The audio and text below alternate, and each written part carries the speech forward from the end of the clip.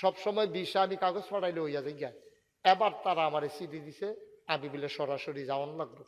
সরাসরি সিডি লইয়া গেছি পরে সকালে, রাত্রে তো বাসাত কুমিল্লা গিয়ে ঢাকা গিয়া রইছি, সকালে সিডি লইয়া গেছি পরে সিডি দেখা সেটা মালয়েশিয়ান এক লোক কয়, বাংলা ফারে শিক্ষালাইসাতে থাকতে থাকতে কয় এটা তো 19 তারিখে আপনার ইন্টারভিউ হবে, আজকে 18 তারিখ আপনি আইসেন গিয়েছেন।